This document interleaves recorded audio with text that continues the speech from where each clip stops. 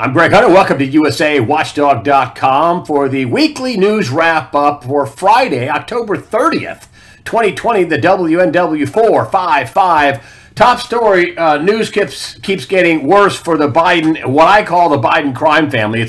It's obvious. It's obvious the family, including Joe Biden, was engaged in influence peddling, taking bribes, any variety of crimes, SEC violations, money laundering, IRS violations. To me, it just seems like racketeering.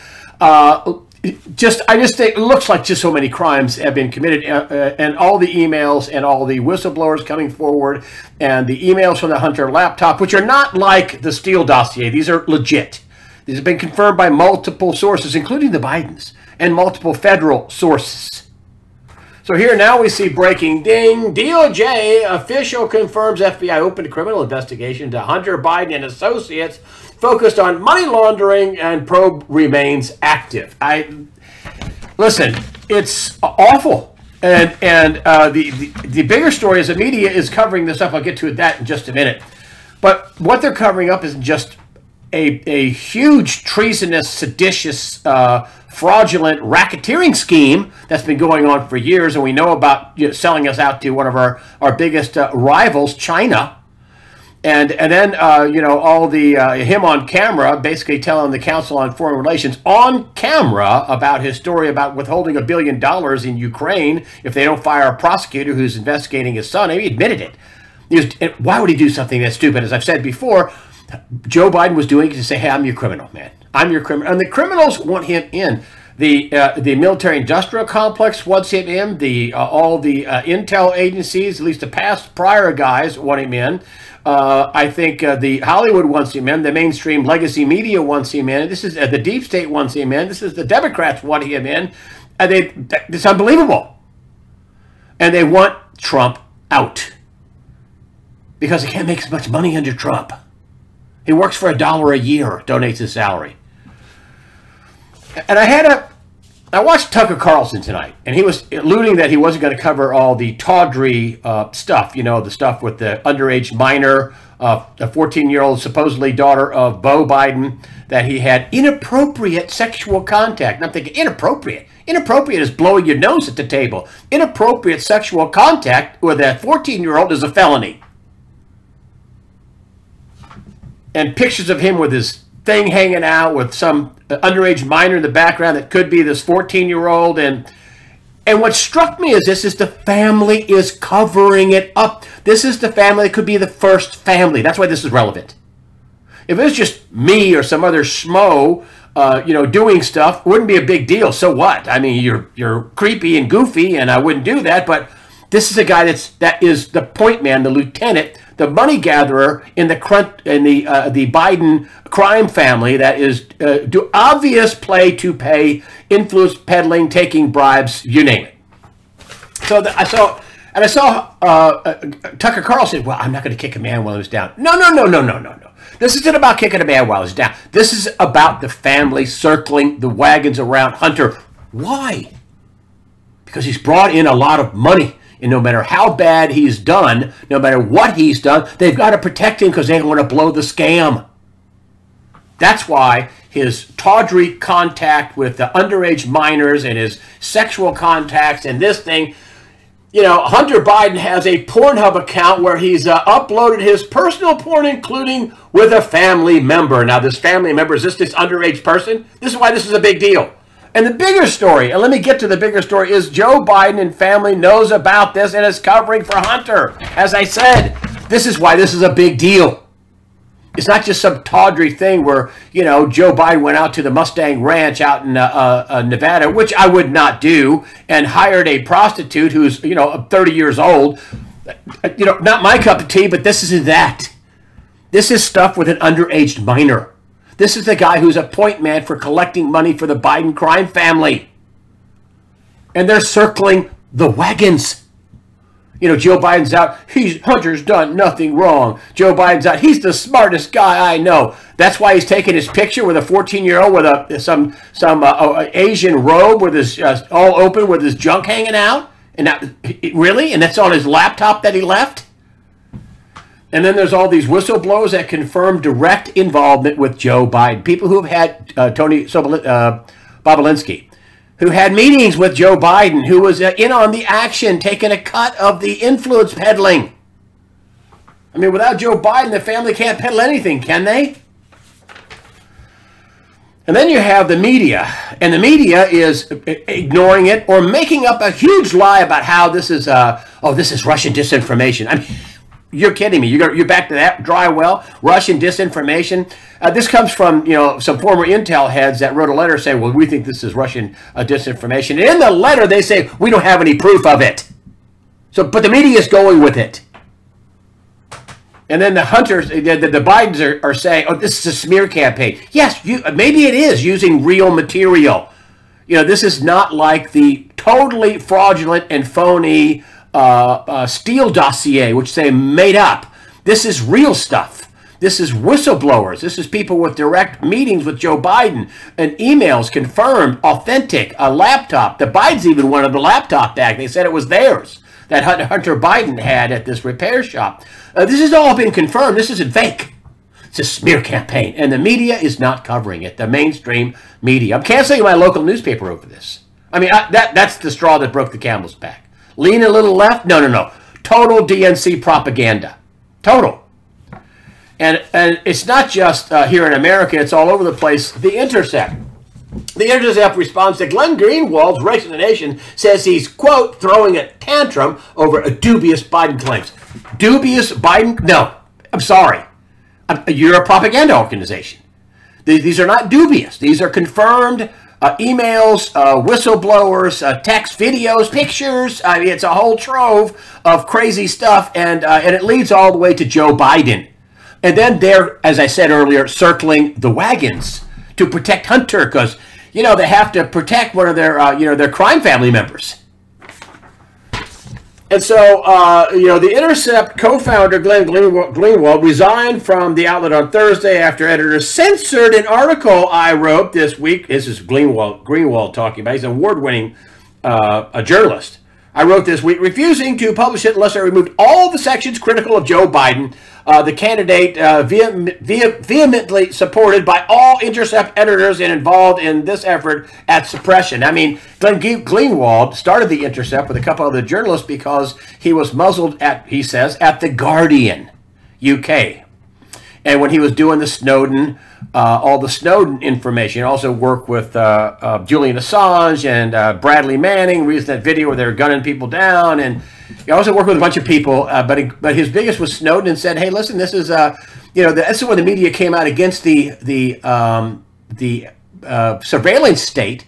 And, Snowden had revealed that they weren't just spying on foreign governments, they're spying on all Americans. Clapper lied in front of Congress saying, James Clapper, former DNI, Director of National Intelligence, lied in front of Congress saying, oh, no, we weren't collecting anything. Lie.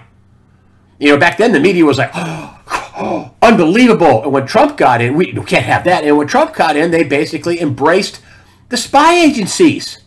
They embraced the spying. They embraced the illegal activity they didn't tell you about. They won a Pulitzer Prize, for the phony Trump-Russian collusion story. Totally phony. They made it up. Again, they made it up. This Hunter Biden stuff is not made up. I mean, they won a Pulitzer. Glenn Greenwald won a Pulitzer for his work, I believe, with Snowden. But I don't think the Pulitzer is worth very much when they're handing out a Pulitzer Prize to the New York Times, who basically did a story about a phony Russian collusion scam that they made up. But the media is covering it up. We don't have functioning media. We don't have people that are going to go after the deep state or after the surveillance state or after the intel spy agency. No, what do we do to cover it up? We're part of the media leak strategy. Remember I told you about that? The media, what can we do to kind of, screw people and help you out? And then you can report on the things that you gave us, and then we'll put them out there, and then you can report on the stuff, big circular firing squad. I mean, this is unbelievable. Greenwald says the real scandal is that U.S. media uses falsehoods to defend Joe Biden from Hunter's emails and all the other stuff. Like it's not really a story. Like they want to make it out like a Steele dossier, fake story. That's the only time they admitted it was fake. Not while they're trying to impeach Donald Trump. Outrageous. And this is all feeding in to the desperation. I mean, you see Joe Biden with 10, 15, 20. I haven't seen him with 100 people in the audience so far. And maybe he's somewhere he's had that, but sorry, not seeing that. I'm seeing thousands of people showing up for Trump, waiting for hours, showing up for Donald Trump to go to one of his rallies. He's supposed to have 5 rallies a day for the next few days. He's going to have multiple rallies in a single day. And apparently it seems to be working. I've told you about, the black vote. Back not that long ago, they used to say, 12, 13, 14, 15% of black vote. If they could swing that much of the black vote, it'd be all over for the Democrat Party. Mitt Romney had 4%. Donald Trump doubled that, got 8% of the black vote in 2016. So now when you see Rasmussen come out with their latest weekly poll, a daily poll, they did it day after day. This is October 29th morning.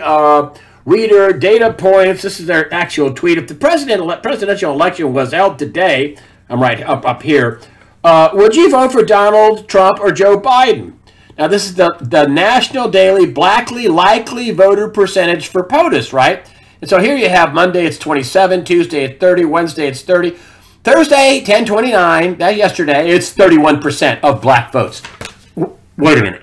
You went from 4% in 2012 for Romney, 8% in 2016 for Trump, and you're getting 31%, and 12 to 13, 14% would be lights out for the Democrat Party. Do you see why they keep calling this racism? Racism. Racism. He's a racist. Don't vote for a racist. Don't be a racist. It's stupid. And black people know what racism is, actually. And here's one that obviously doesn't think that Donald Trump's a racist, and this must scare the daylights out of the Democrats. It's a little data point. A little data point here. They panic. Rapper Lil Wayne meets with and endorses Trump. Huge presence in black culture. 34 million followers. There's the picture, folks. It's not a Photoshop. It didn't lie. Lil Wayne is going, yeah, my man, Donald Trump. And all this stuff about, the things he's done for the black community, for reforming justice and letting people with drug crimes out of prison and funding black colleges. And hey, you know what? That's all real stuff. And black people aren't that stupid. They know what's going on. There's a percentage of them. I always say all the time, why don't we hear from Ben Carson and Larry Elder? Why don't we hear from Candace Owens and Burgess Owens? And why don't we hear from black people like that? Kim Klacik, who's running for the seat in, where is it? Up in Baltimore. And John James, who's running for the Senate up in Michigan. It's like, are these just all crazy black people? Oh, no. I think they're done with the plantation farm. I think they see what's going on and go, wow, we've been getting screwed. Why don't we hear from those people? Oh, heavens, no. It's Black Lives Matter. Where they want to drive daddy out of the house and destroy the traditional family. And, they're trained Marxists. That's unbelievable. So, listen, if black people are voting in these big numbers for Donald Trump, there's also evidence of the Hispanic community saying, yeah, we like him. Yes. Yeah, we're going to vote for him. We don't like the nasty, poisonous Kool-Aid that you keep selling us, Democrat Party. I mean, and there's no... Look what's going on in Philadelphia with these riots. Tell me that the police aren't standing down. Just long 15-minute shots of them going in and out of a Walmart, with trucks and hand carts and bundles of stuff, looting it. Tell me the cops aren't being told to stand down. Cops would do their jobs. They're allowed to do their job, not prosecuting for somebody coming after them with a knife. That's what started this latest thing. The guy had a knife and he had multiple. He was waiting to go to court for other violent charges. And he, would come after the cops with a knife. What's going on in these cities ain't working. I mean, I was out with a friend of mine at lunch this week. He says, I think they want chaos. I think that's what the point is. Why would you destroy New York or Philadelphia or San Francisco, LA? Why would you destroy these cities? Because you want the chaos. They think it's going to work for them. I don't think it's a big vote getter, but also if you take a look at what's going on with this broke just this week, and that was Walmart. they stopped selling handgun ammunition. And I don't think they ever sold handguns, but they used to sell long rifles, and they also stopped selling .223, the popular round for an AR-15, the .223 round. They stopped selling that several months ago, but they sold .308 and .243 and 2 hunting rounds. They're done with that too. Shotgun shells, nope. Nope, they're done selling shotguns and, you know, bolt-action rifles for hunting, and shotgun shells and rounds for hunting rifle, for deer hunting. They're done. That's what they announced this week. They're not, because they're afraid that people will buy their rounds and it'll help fuel the social violence, the anarchy, all the stuff that they're afraid is going to happen. I'm hoping it won't be that bad.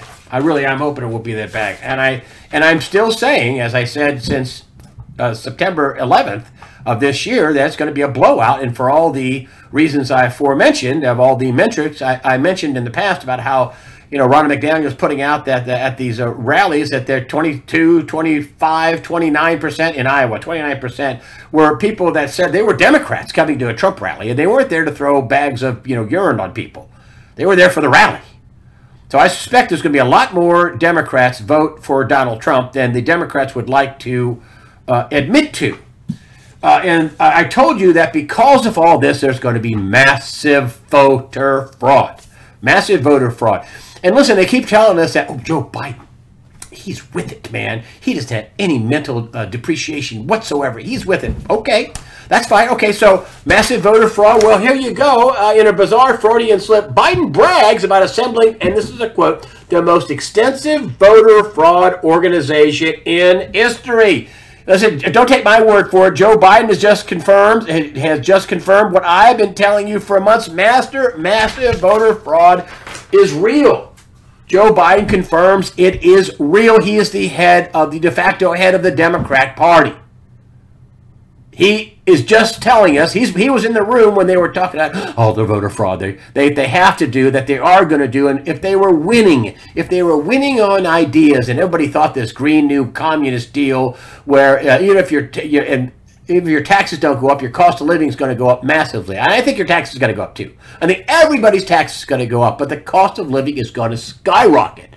Price of gasoline, the price to cool and heat your home, groceries, diesel fuel that gets the groceries to the store. Everything is going to skyrocket for this crazy Green New Deal. They're going to destroy all your freedoms, take away your Second Amendment rights, take away your First Amendment rights, which the mainstream media is doing that all on their own just because they're in the tank for Biden and the deep state and the Democrats and the New World Order.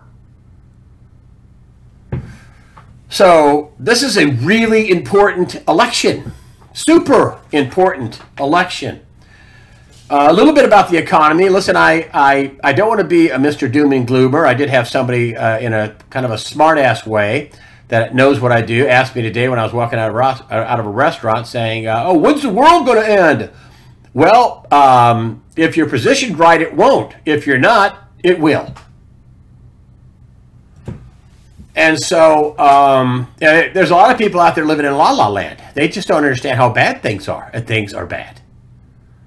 So we just had the latest weekly unemployment numbers. They came out this week for last week. And another 750,000 people filed for unemployment. Yes, it's less than 1 million. Yeah, it's less than 1 million. And if you take that against the backdrop of the GDP that expanded at a record 33%. Now listen, Trump's got this going in the right direction. And that's why he's saying we don't want to lock down. We want to open up and take these drugs that can help us. And there's plenty of things like hydroxychloroquine. There's some other drugs like that Trump took. Their therapeutics is what they're called. And the death rate is minuscule. I mean, nobody is dying at this point. I mean, it's like, for people under 40, it's like 99.98% die. That's too bad that some people have to die, but this is way less than the seasonal flu that they're always shooting us up for with the crap they're shooting us up with. And no, I will not take a vaccine. There's plenty of stuff that's out there where you don't need to take it. Therapeutics, hydroxychloroquine, zinc, azithromycin, lots of vitamin D. There's plenty of things you could take to help yourself out that you won't have to be shot up for. But You know, I mean, on one side, we got a 33% boost in GDP, which is because things were so low, and he's trying to send it back up. And good job. Good on him. I don't people think I'm a Trump basher. I'm not a Trump basher. But we got some serious financial problems going on here. I mean, we printed $3.3 trillion since the COVID thing started in March. $3.3 trillion. Now, some people got some extended benefits, and some people got $1,200 checks, and I didn't. And some people, some people got some good news, but $3.3 trillion, that didn't take up all that. Where'd all that money go? $3.3 trillion? And so this explains what the heck is going on in one picture, in a big picture. And it's the big picture that's going on. And they've always said when too much money floats to the top, you get civil unrest. You get violence. You get, revolution. You get people pissed because they can't live. They can't afford to live, survive. You know, like Gerald Celente says, you know, when you lose everything, you lose it. And so I wanted to show you this, what's going on. This is wage growth and wealth growth, right? This is the top 0.1%. Earnings grew 15 times faster than the bottom 90%. So here's the bottom 90% down here. And since 1980, and if you look at this, since 1980, I mean, it grew 23% since 1980. I mean, so you're up 22% your wages on average, 22% since 1980. I mean, remember in 1980 when an ounce of silver was $50? It hit $50 in 1980, about 50 bucks. You know what they say that $50 is today? $600. So you'd have to have 1,200% increase, a 12 times increase to equal what that ounce of silver was back in 1980. Now that was a high, but 22%, 1/5 more than what you got, a little more than 1/5 in 1980. This is the bottom of the pile. Hugh Smith brought this up in his piece. I'm using something he got in his piece, And then look at the middle class. This is, you know, they're up 500%, 157%, but these guys are up 340%, the 1/10 of 1%. This is what's going on in society, the inflation. I mean, if you're making tons of money, you don't care if gas is $6 a gallon. If you're making 300 grand a year, okay. I mean, you know, when I was making 150, it was $1.50 a gallon. I'm making $350,000 now, or 400 grand, $6. That's great. If you're only getting 22% more, that's a disaster. And that's the problem with what's going on. And I think a lot of this is because our leadership, the swap, has sucked off all this damn money and funded off to the very top echelon of society. They don't let any money hit the bottom of the society, which is why they hate Donald Trump. They don't like people on the bottom, in the middle, making some money and advancing. They don't like that. You know, it's like the Biden family, you know, where Hunter Biden is a complete nincompoop with no skills that got bounced out of the military on drug charges. And here he is, you know, hanging his Johnson out all over the place, and he's a multimillionaire. This is the problem. And this is why this is an issue. That this is going to be the first family, and they're going to have their first crime family where they're circling the wagons with Hunter Biden. This is why this is so important. You know, oh, it's tawdry. You shouldn't kick a man while he's down. They're circling the wagons. They're protecting a guy that's had inappropriate contact with a 14-year-old. As I said, inappropriate is blowing your nose at the table. Messing with a 14-year-old is felony rape or a felony charge that should be put on you, and the cops should be called.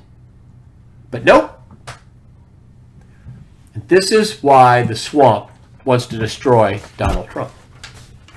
He doesn't want people like you and me to have the right to gun ownership, the right to make money, you know, the right to advance, the right to live for freedom and liberty. They don't want that. Laws, I mean, rights for little people? No. Little people don't get rights. We're going to contact trace you, and we're going to follow you around on your cell phones, and we're going to have digital money, and you're going to be our slaves, and we're the ones that aren't useful to us at all, we'll just make sure they all die in some kind of evil thing that we're going to do. You know, like a pandemic. I'm kind of getting off the beaten track here, but we got rough waters ahead, and we should keep praying. That National Day of Prayer that happened, in September. I mean, that we should be praying, and especially right now going into the election, praying to Jesus, not to just anything, not to the powers. No, the power is Matthew 28:18. Jesus, all power in heaven and earth has been given to me, says Jesus. He's real. He's not phony, and so we should keep praying, and we should keep praying, and we should all get out and vote. You got to get out and vote. There's some of these people, these Trump rallies. Some didn't vote in the last election in 2016. Some haven't voted in the last 4 elections. Are showing up to Trump rallies. People are arming up with military-style hardware and cleaning out ammunition, and all the way down to birdshot shotgun shells at all the stores. And Walmart's so worried about social unrest that they have decided not to sell any more ammunition or guns, any guns. We got rough sailing ahead of us. And really rough sailing if the Democrats take over. They manage to take over. It's unbelievable. But of course, all they've got is a massive cheating scheme, and we the people, black, white, Asian, Hispanic, everybody is involved in knows what's going on. Anybody with 2 synapses touching together knows what's going on. All right? So whatever you do, pray and get out and vote. And I will be covering the 2020 presidential election on Tuesday night. I'm going to start about 8 o'clock. I think I could do a better job than Fox. They called the election an hour and a half early in 2018. Remember that? Fox News? Nobody said anything about that. Remember Fox News? Oh, Fox News are champions. I did see Tucker Carlson on a couple of nights ago, who said he thanked everybody. Hold on a minute. He thanked everybody. He thanked Fox News for letting them tell the Tony Bobolitsky interview. You thanked Fox News for doing the news? So there must have been some kind of discussion on whether or not they even needed to do that. So, folks, we're in some real rough sailing here. And so I am going to try to cover the election. I'm going to cover the election. You may not like the way I do it. I may be all thumbs. It may be a little rough. I don't know if we'll have a winner that night. But I think ultimately it's going to be decided Trump's going to blow out Joe Biden and company. I think so. So that's next Tuesday night for the election night. And I have Jim Sinclair and Bill Holter on for the Saturday Night Post.